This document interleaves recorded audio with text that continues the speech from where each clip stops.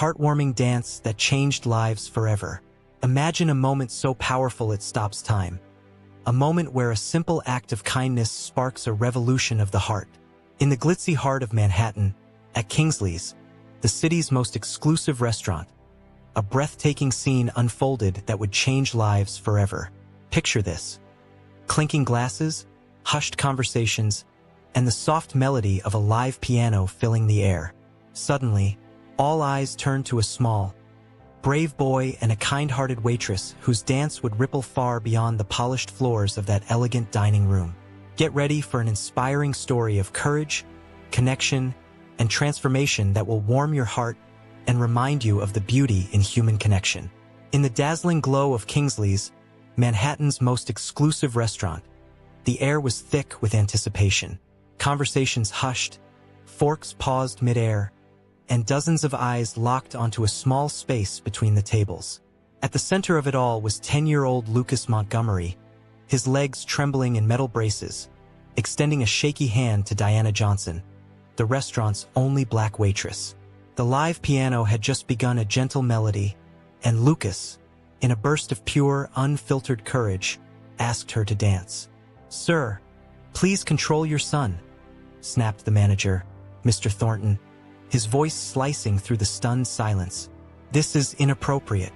This isn't a dance hall, and our staff isn't here to entertain children." Richard Montgomery, billionaire owner of Montgomery Investments and one of the richest men in the country, felt his throat tighten. It was the first time he'd taken Lucas out to dinner since the accident 2 years ago that had left his son partially paralyzed. "Lucas, sit down," he said, his voice low but firm, his heart heavy with regret for bringing his son into such a public setting. But Diana? She stood still, her eyes flicking between the stern manager, the powerful billionaire, and the brave little boy whose hand still hung hopefully in the air. For 5 years, she'd mastered the art of blending into the background, especially around customers like Richard. But something about Lucas's earnest gaze stirred her. "Mr. Thornton, my shift's over," she said calmly, untying her apron and setting it on a tray. Then, to everyone's astonishment, she flashed a warm smile at Lucas and took his hand. "I can't dance in an apron now, can I?" Richard shot to his feet, his voice sharp. "What do you think you're doing?" Diana met his gaze, unflinching. "I'm accepting an invitation, sir." Before anyone could stop them, Lucas took a hesitant step forward. His foot dragged painfully across the floor, the metal braces screeching softly, but Diana didn't rush him or try to lead. She simply matched his pace, moving with him as if they'd rehearsed this moment 1,000 times. A woman at a nearby table whispered, "She's getting fired tomorrow." But Richard stood frozen, a memory flooding back. His late wife, Elizabeth, dancing with Lucas in their living room, her voice soft and wise. "It's not about perfection, darling. It's about connection." As Diana followed Lucas's clumsy steps, something magical happened. The fear in the boy's eyes melted into fierce concentration. Shame gave way to a shy, glowing pride. For the first time since the accident, Lucas wasn't being guided or corrected. He was leading. The restaurant watched, spellbound, as this unlikely pair moved together, their dance a quiet rebellion against the rigid rules of the room. "Mr. Montgomery," the manager hissed, breaking Richard's trance, "I assure you, this won't happen again. She'll be properly disciplined." Richard didn't respond.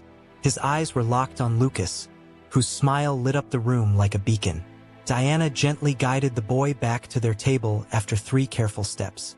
"Thank you for asking me to dance," she said, her tone formal yet warm, as if addressing a distinguished gentleman. "It was an honor."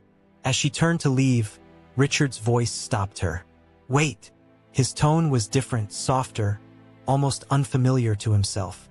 "What's your full name?" "Diana Johnson, sir," she replied, her voice steady. Richard nodded, as if committing it to memory. He pulled a card from his jacket and handed it to her. "My office. Tomorrow, 10 a.m. The restaurant held its breath. Diana took the card, her hand trembling ever so slightly. "Dad," Lucas called as she walked away, his voice tinged with worry, Why did you do that? The question hung in the air, heavy with unspoken accusations. Richard looked at his son and, for a fleeting moment, saw not just the child he'd been shielding since Elizabeth's passing, but a vibrant soul whose dreams and desires he'd overlooked for far too long. As dinner resumed in awkward silence, no one noticed the spark of determination in Diana's eyes as she left. Not fear, not resignation, but a quiet resolve that hinted at a storm brewing in Richard Montgomery's carefully controlled world. The next morning, Diana stepped into the gleaming lobby of Montgomery Tower, its glass and marble walls sparkling in the sunlight. In her navy blue skirt and white blouse, her best outfit, bought on sale, she felt like a fish out of water. The people bustling past wore clothes that likely cost more than her monthly rent. "Diana Johnson, here to see Mr. Montgomery," she told the receptionist, who gave her a quick, appraising glance before directing her to the 18th floor. In the elevator, Diana clutched her worn purse, her heart steady with a quiet determination forged from years of facing far worse challenges. Miss Winters, a sharp-eyed woman in her 40s, greeted her with impeccable posture. "Mr. Montgomery is on a conference call. Follow me." As they walked through mirrored hallways, Diana felt the curious stares of employees. A black woman in the executive offices was rare enough to spark whispers. "He had you fired, didn't he?" Miss Winters asked abruptly when they reached a waiting room. "It happens. Powerful clients call, and people like you lose their jobs." "People like me?" Diana raised an eyebrow, her tone light but pointed. "You know what I mean," Miss Winters said, adjusting her glasses. "Employees who don't know their place." Diana's smile was polite but unyielding. "And where exactly is that?" Before Miss Winters could reply, her phone buzzed. "He'll see you now." Richard Montgomery's office was a marvel, its floor-to-ceiling windows framing Manhattan like a private kingdom. He stood gazing out at the city, his posture radiating control. "Miss Johnson, thank you for coming," he said, gesturing to a chair. "Please." The silence that followed was deliberate, a tactic Diana recognized instantly. A pause meant to make nervous people ramble. But she sat calmly, waiting. Finally, Richard spoke. "Do you have a background? Education? College?" "Bachelor's in Child Development from NYU," Diana replied, her gaze steady. "Incomplete master's in special education." A flicker of surprise crossed Richard's face. "And you work as a waitress?" "I work 3 jobs, actually," she said with a small smile. "The restaurant, a bookstore on weekends, and tutoring when I can find students." Richard picked up a folder from his desk. "I did some research, Miss Johnson. I wanted to understand who the person was who—" He hesitated, searching for the right word. "Danced with my son."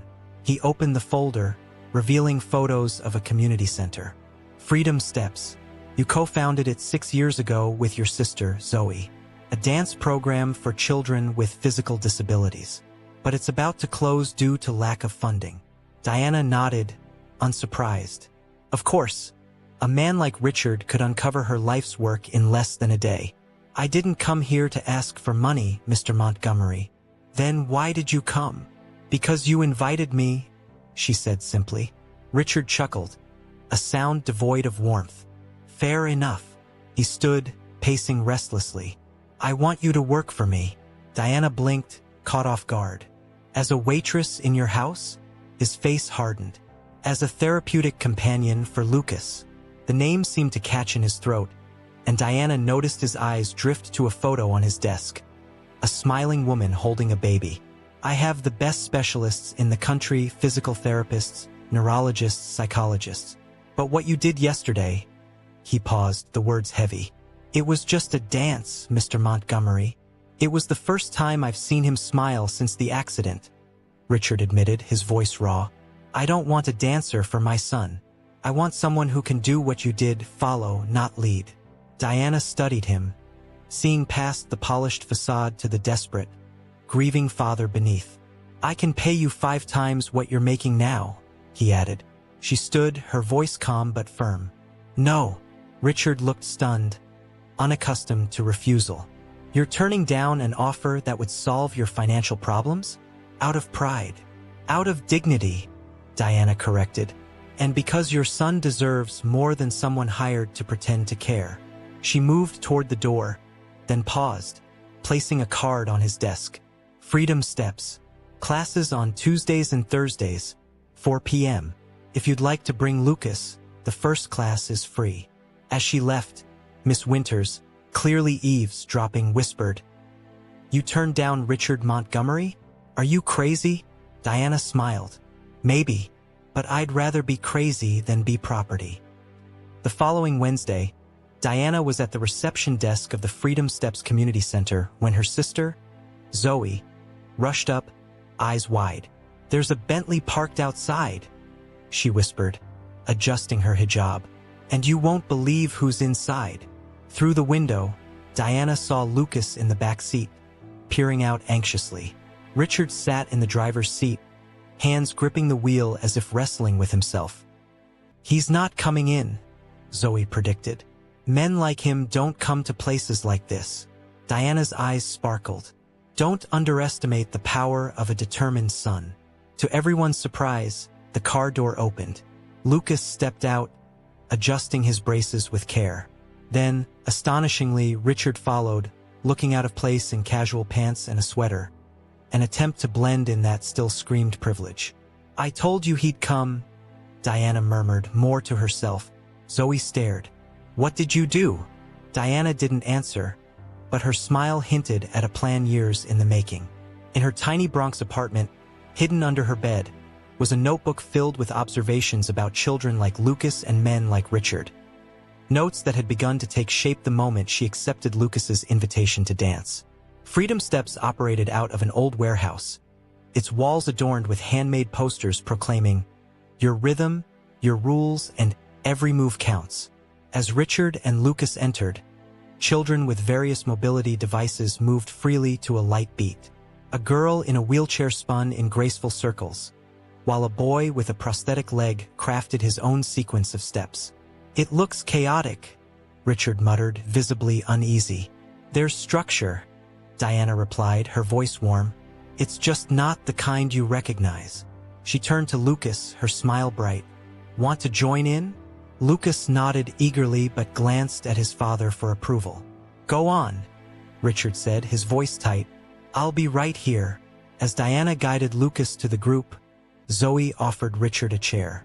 "The first day's always the hardest," she said kindly. "For the parents, not the kids." "This isn't therapy," Richard argued. "I hired the best rehabilitation specialists." "And how's that working for Lucas?" Zoe asked gently. The studio door opened, and an older woman with gray hair in elegant braids entered, leaning on an ornate cane. "Dr. Elaine Mercer," Zoe whispered to Richard. "Neuroscientist, retired from Harvard." Dr. Mercer greeted the children warmly before noticing Richard. "Mr. Montgomery, you rejected my research proposal 3 times in the last 2 years." Richard frowned. "I didn't expect to see you here." "I oversee the research program," Dr. Mercer explained. "We're studying how non-directive movement impacts neural reconfiguration in children with motor challenges." "I thought this was just a community dance class," Richard said. Diana returned, leaving Lucas to explore with another child. "Freedom Steps is a pilot motor rehabilitation program based on movement autonomy," she said, her voice brimming with passion. "We blend adaptive dance with neuroscientific principles." Richard's eyes narrowed. "Why work as a waitress if you lead a research program?" "Because we don't have funding yet," Diana said pointedly. "And because people like you rejected us 3 times."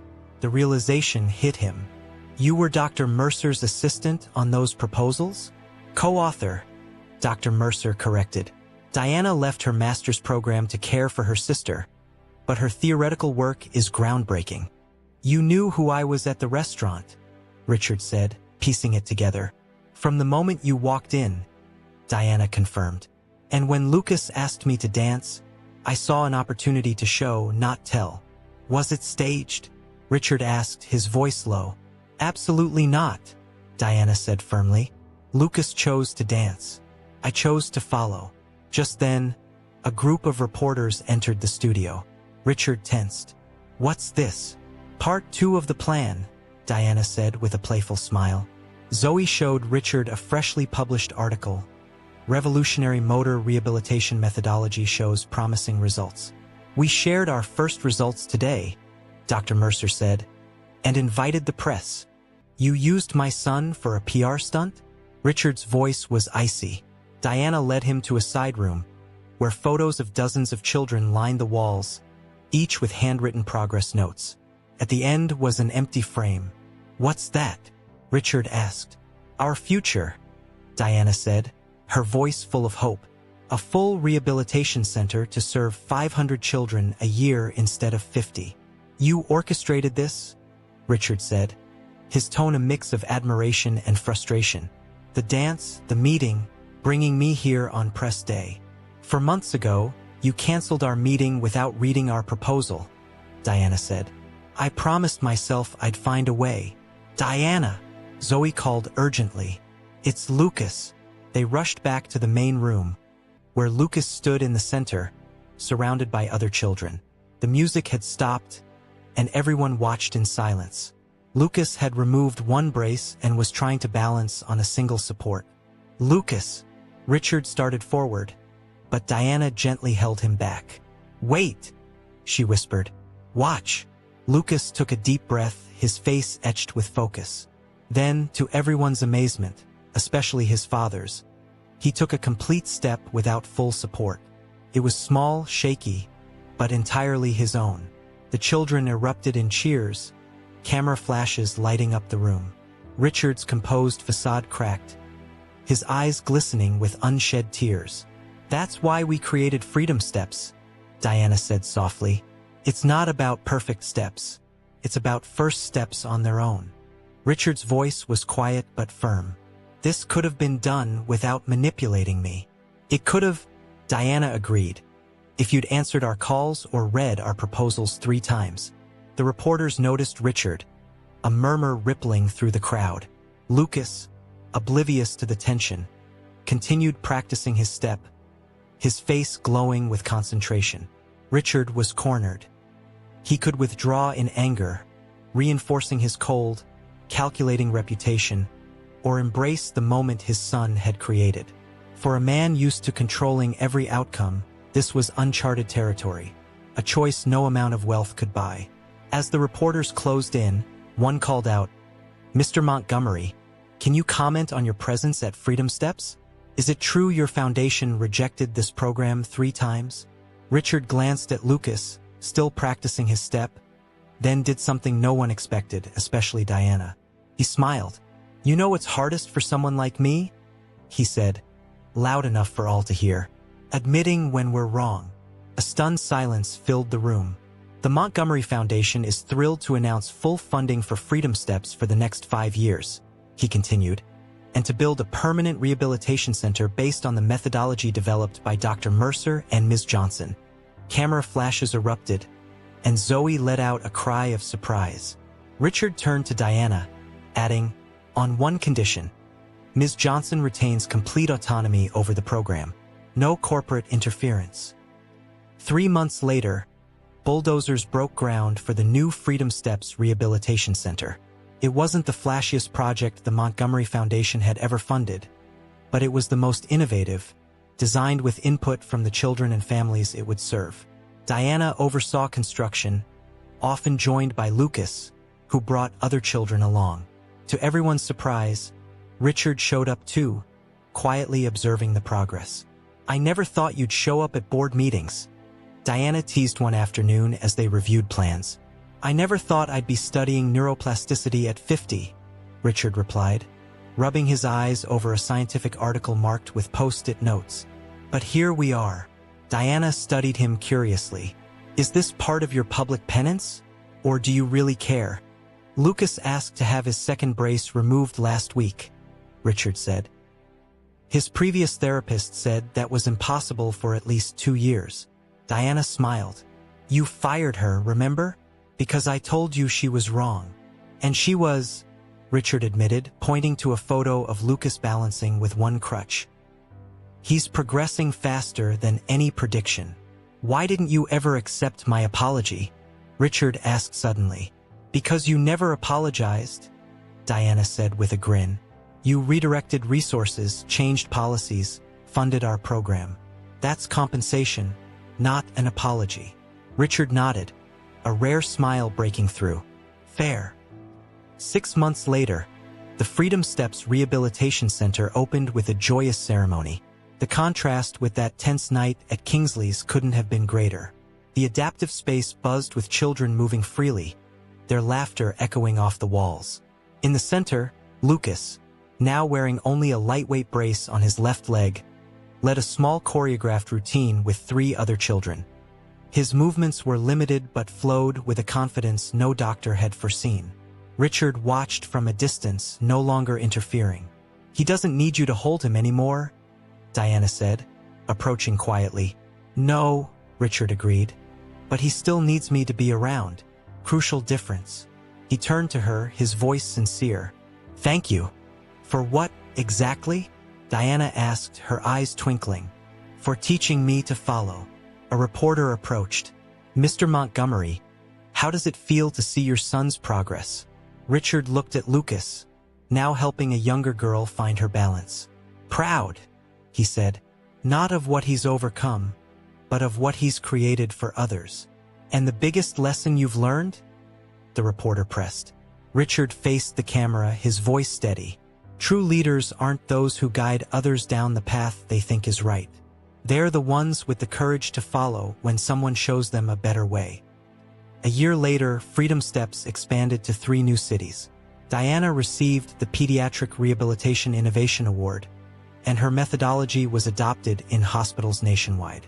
Lucas, now using only a light cane on tough days, enrolled in regular school and became a youth spokesperson for the program, inspiring other children to find their own rhythm.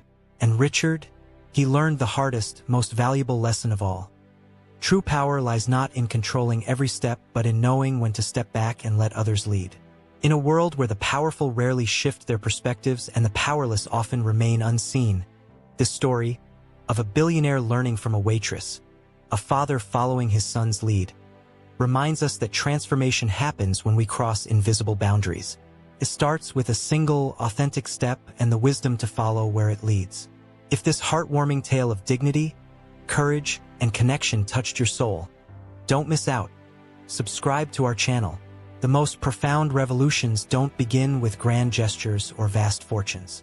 They start when someone dares to take that first step, and another has the heart to follow. Let's keep celebrating these stories.